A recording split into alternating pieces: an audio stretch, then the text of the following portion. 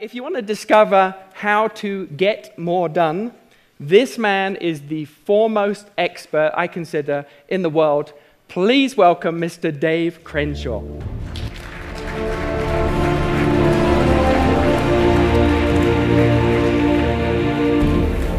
I want to step through the smoke. This is just so cool. It's like, in a time when people couldn't find time, there was a man. And his name was Dave Crenshaw.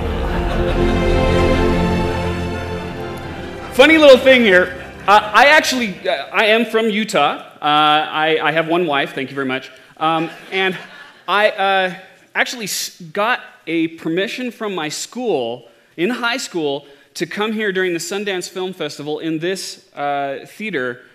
And the only thing we could get into was 2001: Space Odyssey. So we watched it in this theater. So I don't know, just kind of an interesting little trivia thing. Along with the credentials that he said, I've got one up there that's just so darn cool, I have to share it with you if you indulge me. Chuck Norris is my biggest fan. Or at least he's my most dangerous fan. He actually quoted me in the official Chuck Norris fact book. The quote is, Chuck Norris can kill 2 stones with 1 bird. And then he talked about my book, The Myth of Multitasking. So just kind of a fun little thing there. All right, now, I want to start with you. Before I tell you my story, I want to ask you a question. If you had an extra 40 hours per month, what would you do with the time? Write down your answers in that book you've got there. By the way, I'm very participatory. The first 2 rows may get wet, just warning you. Okay? Now, write that answer down. What I'm going to show you is not how to get the full 40 hours back. I can't do that in a brief speech like this, but I can get you about 10 in this speech. Would that be pretty good? Okay. Now, before I go on, I also need to identify the 3 groups of people that I'm talking to in this room. The first group is what I affectionately call the Zen master. There's someone who's always been on time, always been organized, never had any difficulty with time management. How many of you would honestly identify with yourself with that group? I see 2 hands, and that's about dead right. Usually it's about 1 in 100. So just for those 2 people, if I can help you help the other people around you that are so screwed up get in control of their time, would that be valuable to you? Okay, great. Second group of people I call the lost soul. Now, the lost soul is someone who is inherently organized. It's your nature to be on time and to have order, but something's happened in the last 10 years or so, hasn't it? Right? You've lost that control. And it's frustrating to you because that's not who you feel you should be. If I can give you a little bit of a hint as to why you got off track and how to get back there, would that be of value to you? Okay. And then the third group is the pig pen. The pig pen has never been organized, has never been on time. That's not to say that they aren't successful or can't be successful, but it's been in spite of the chaos that they naturally create. Honestly, how many of you would identify with the pig pen category? Thank you very much. If I can show you how to be organized without sacrificing your creativity or your ability to build relationships, will that be of value to you? Now, the reason why I go through these 3 things, first so that I understand who I'm talking to, but also I want you to understand who is talking to you. Because the person talking to you is a pig pen. Inherently. Now, you would not think that if you saw the way that I operated, if you saw my office, you would think that I am the Zen master. But the reality is it's my nature to create chaos, to always be behind and disorganized. You used to have to use a shovel to get from the front door of my office to my desk. And the reason why I tell you that is so that you understand the person talking to you right now is not what I affectionately call a sadistic sock organizer. The person talking to you is an entrepreneur like you. And part of my story is not just the chaos of my organization and my space, but also my career. The pictures that you see on the screen right there represent many different career choices. Started a business coach, sales rep, music industry booking person, rock star, religious youth educator, you name it.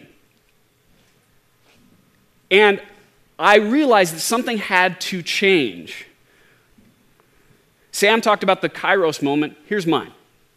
I realized that something needed to change about me because I needed to help my family. I needed to help them get out of the chaos that I was creating.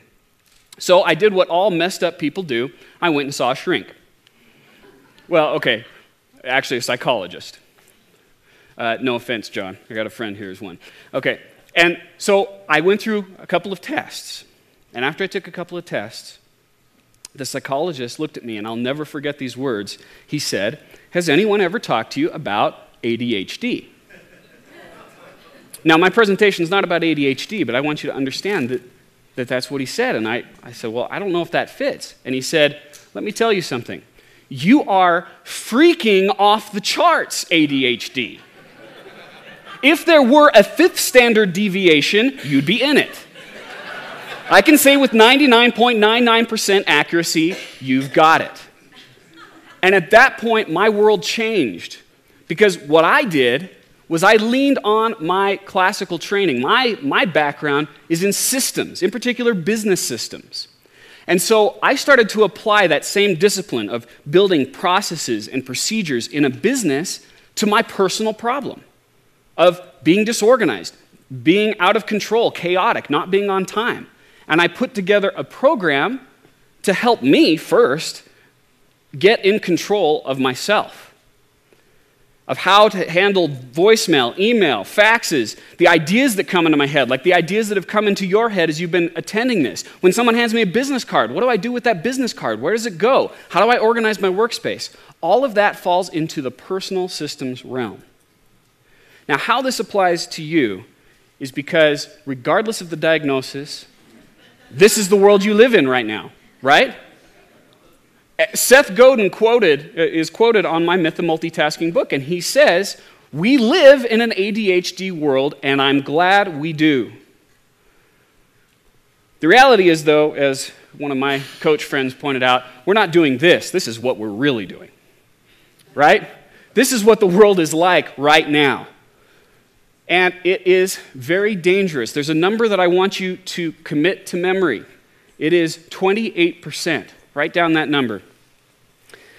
I can't take credit for it, although I can verify it through the field work that I've done, the hands-on in the trenches working with business owners and entrepreneurs like you. And 28% represents time lost due to interruptions and the recovery time associated with those interruptions. I'm going to use the words switches and switching costs, but it's the same thing, right? That's where that week per month that I mentioned is coming from. Now, I'd like you to do a little exercise with me to demonstrate that. So whatever piece of paper you've got, just turn it horizontal and then draw 3 lines across it, like this. Now, up at the top, you'll see a quote. I don't know if you can read it in the back, but it says, multitasking is worse than a lie. Mark Twain is credited with saying, there are lies, damned lies, and statistics. Right? I say there are lies, damned lies, and multitasking. Multitasking is worse than a lie because it is the cultural norm. Whether or not you have heard before intellectually that multitasking is a bad thing for you, it has not changed your behavior yet, has it? Or the behavior of the people around you, has it? So we're going to do a little exercise together. This is going to be a timed exercise, so don't start until I say go. The first thing I want you to do is recopy the phrase multitasking is worse than a lie in the first row. In the second row, I want you to write the numbers 1 through 27. And then, just when you're done, write down the time it took you to complete. Ready? Get set, go. 5 seconds. 11 seconds.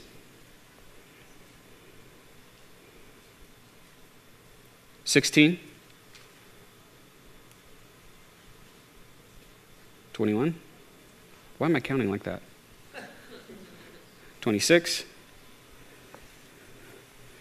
30. We'll go 5 more seconds. And 35. And most of you will finish right around there. Okay, great. Now let's do it again. But this time, I want you to switch task. What's really happening when you multitask is you're switching back and forth rapidly between different tasks. So we're going to simulate that right now. So what you're going to do is you're going to write M on the third row, and then 1 on the fourth row. U, 2, L, 3. Make sense? Don't start until I say go. Ready? Get set, and go.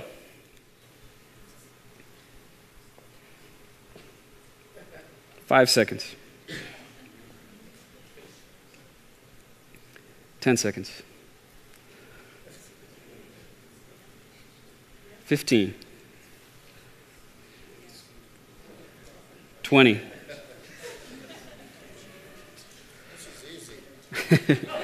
25. 30. No, you got to keep going. You don't get it yet. 35. That's where we were when we stopped last time. 40. 45.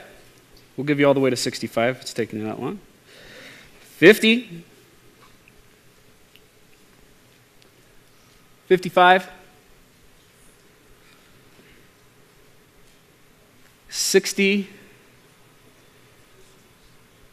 And 65. And if you're not done now, just give up.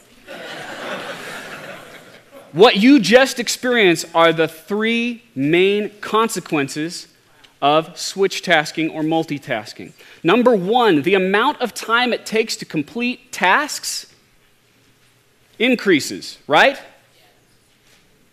Sometimes dramatically, in some of your cases, as much as twice as long. How this happens in your workday is that you'll be sitting at your computer typing away, writing an email, and then the phone rings, and you pick it up.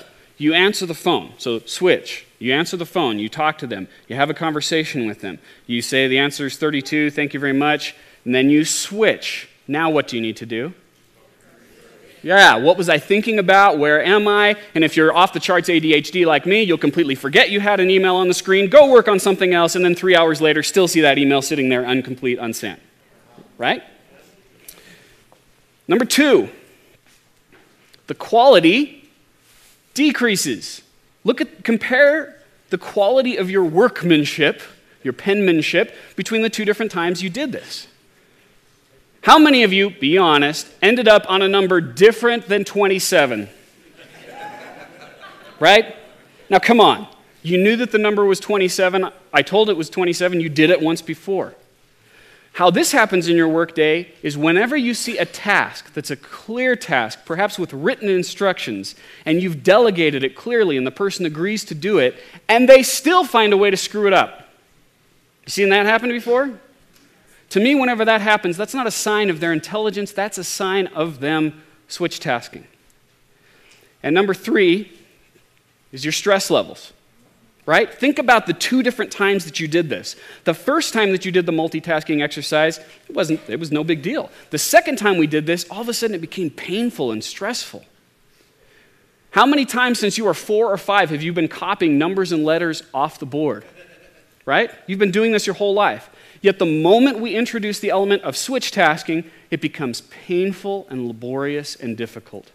Is it any wonder that in a world that we live in right now that has so many time-saving devices and so many stress-relieving outlets, we are more stressed out and more starved for time than we've ever been in the history of the world?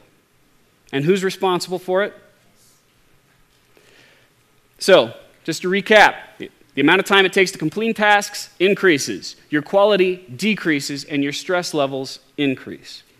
Now, in the brief time that I have, I'm only going to have time to talk to you about one more thing, which is the 4th effect of multitasking or switch tasking. We're going to do another little exercise right now. I want you to turn and touch someone on the shoulder. Find a partner very quickly, please. Now, one of you is going to talk to the other person for 20 seconds and teach them something you've learned, not just from my presentation, any presentation. For 20 seconds, teach the other person something you've learned. Ready? Go.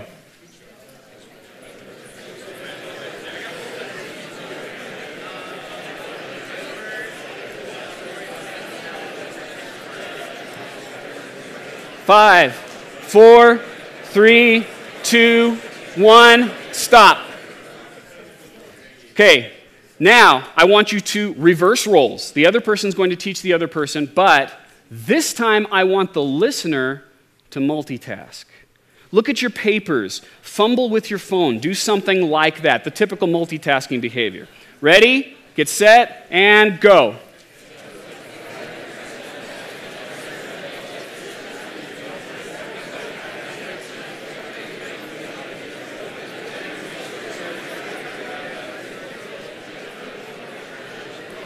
Five, four, three, two, one, stop. Now I want you to write down somewhere in one word how that experience made you feel. Okay, write it down. In my experience in doing this with many different groups, usually the one word, especially from the person who was talking and being multitasked on, is something along the lines of unimportant. Now think about this, folks. You pick up the phone. Someone's calling your business. Woohoo, business coming in. You pick up the phone, you say, thank you for calling XYZ company. You're unimportant. How can I help you? Right? Or you wake up in the morning and you turn to your spouse and say, hi, honey, you're unimportant. What are you going to do today? It's funny, right? Yet it isn't. Because when we multitask on a human being, that's exactly what we're saying. We're conveying the message to the other person that they're not important. The best testimonial that I've ever received, and I'll never be able to use the name or face because it's far too personal, is the wife of a client who came to me. And she took me by the hand and with tears in her eyes said, I don't know what you did to my husband, but thank you. Because he used to be someone that would multitask on employees, on coworkers, but he would even take it home. So the fourth effect of multitasking is how it damages relationships. Now, in the brief time that I have, I can't talk to you really about strategies to overcome it, but I want to talk with you. So here's the one request that I have is whenever I speak to an audience like this, I feel like we made a personal connection. And I want to stay connected to you, so please give me your business card or your email address and your name, and I'll do two things. Number one, I'll connect with you on LinkedIn, which is an incredibly powerful tool that everyone should be using thoroughly with their business. And number two is I'll give you a free ebook and an MP3. So I'm not selling anything. All I'm asking to do is build that connection with you. Now, I'm going to finish with a story, and it's a pretty personal story. And I've had lots of experiences like this, and you've had many experiences like this yourself. So put yourself in my shoes. I was watching the Super Bowl. Now, I'm a pretty big NFL fan. And I was into the game. We had friends over. We were watching the game. We were so excited. And I was into it, and I look down, and I see this. That's my son. He's 2. He's 5 now. And he holds up a book about Eskimos and says, Daddy, read story? In the middle of the Super Bowl. Now, I had 3 options that flashed through my mind. Number 1, kick him to the curb. See you later. Number 2, multitask on him, right? I can read the book and watch the game, and the Eskimos went out fishing and touchdown! Oh, I'm sorry, right? Or the third option, which is practice what I preach and focus. So I put him on my lap. I read him the story. The story took 3 minutes to read. I know because I've read it again multiple times. And then after I was done with the story, he said, thank you, Daddy, and went off and did what 2-year-olds do. I don't know what I missed during that time, whether it was a sack, a fumble, an interception, or a funny beer commercial. But what I know is that I was focused on him, and what my son knew was that I was focused on him. And that is my call to action for you. My challenge to you is to begin that today. Practice it today. That when you're interacting with a human being, focus on them 100%. Look them in the eye and tell them, not just with your words, but with your nonverbal body language and the way that you're behaving, that I have nothing more important to do than focus on you right now. That is, unfortunately, a powerful differentiator in today's market. When you can not only be the individual, but your business can be the kind of business that focuses on the relationships that you have and values them, you make a long step toward becoming invaluable. So thank you very much. Please stay connected with me.